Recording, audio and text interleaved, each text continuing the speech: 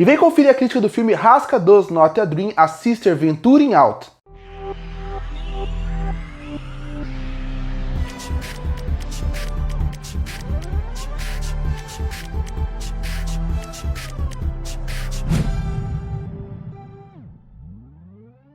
E eu assisti o segundo filme envolvendo o universo de Bunny Girl Senpai, chamado Sister Venturing Out, porque o primeiro filme chama Dreaming a Dream Girl, e aí nós temos também, obviamente, a série Bunny Girl Senpai. Como eu já falei no vídeo passado, mas é bom repetir, minha função aqui é fazer crítica de todos os filmes envolvendo o universo de Bunny Girl Senpai.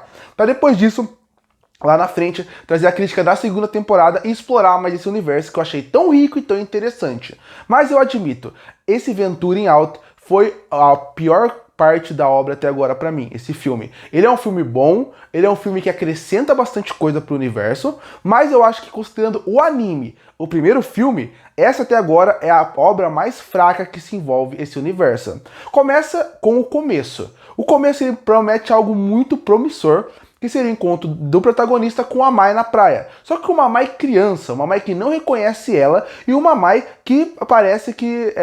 da onde ela veio? Da onde é a síndrome da adolescente? Isso gera uma dúvida na cabeça. Só que o filme não tem nada disso. Essa cena envolvendo a Mai, ela é a primeira e a última cena do filme. O resto do filme é focado na Kaede. E isso não tem problema. O problema é que eu acho que a introdução do filme já deveria ser com a Kaede.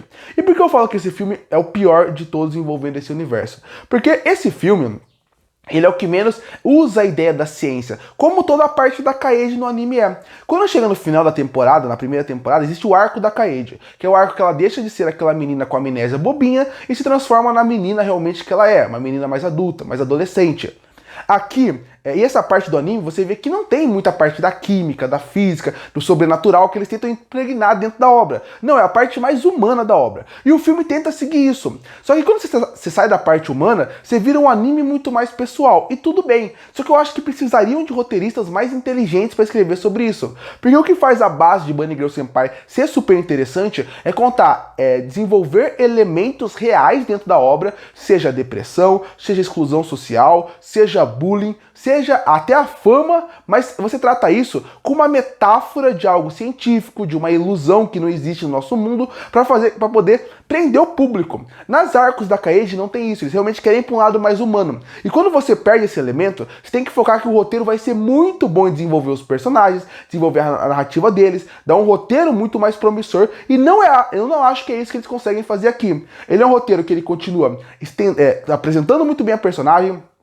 A Kaede é uma personagem que eu gosto, essa ideia dela ser alguém que... Porque muita gente trata pessoas que têm vergonha, timidez, como se fosse algo até bobo, mas não é. Isso realmente acaba atrapalhando a vida delas e criando uma exclusão social que faz com que ela realmente não tenha vontade de fazer nada e perca a sua vida, e perca a vontade de ser quem ela é. Às vezes ela tem vontade, mas ela não consegue. A Kaede é excelente pra isso. A Kaede, como trabalham ela, é muito bem. O problema é que fica em volta dela, porque a Kaede em si é maravilhosa. Eu adorei a Kaede nesse filme, como eu adoro ela no anime. Eu acho que ela é uma personagem que ela consegue trazer um assunto pouco mencionado, pouco falado fora dessas obras, e que deveria ter mais a luz do dia, e que eles conseguem fazer isso de maneira muito coerente, e eu acho que a personagem, se você vê uma evolução, que eu acho que a gente vai ver mais forte na segunda temporada, agora que ela decidiu ter aula online, misturado com...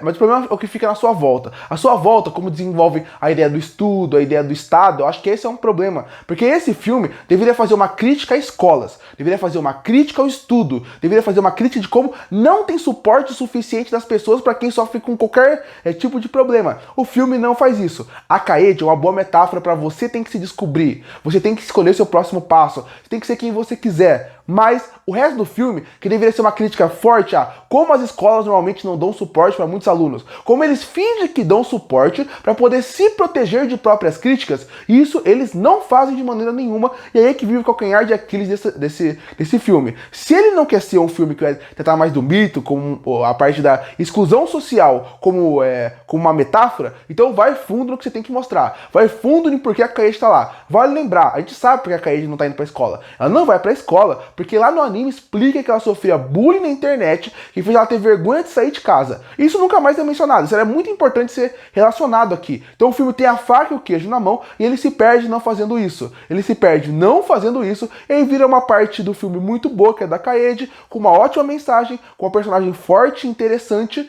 e que você vê ela superando, com a primeira parte, que é da escola mesmo, que era para fazer a crítica, como a escola tem culpa, como as pessoas da sua volta têm culpa de não dar apoio, inclusive os pais dela, que nunca estão presentes, e isso simplesmente é jogado fora. Por isso que eu falo que ele é um filme que ele é o pior de todos, porque ele não consegue trabalhar muito bem todas as narrativas que estão aqui. E vale destacar, esse filme saiu em 2023. Esse filme, ele saiu logo depois da pandemia. Então, por causa disso, existe um discurso muito forte sobre aulas online.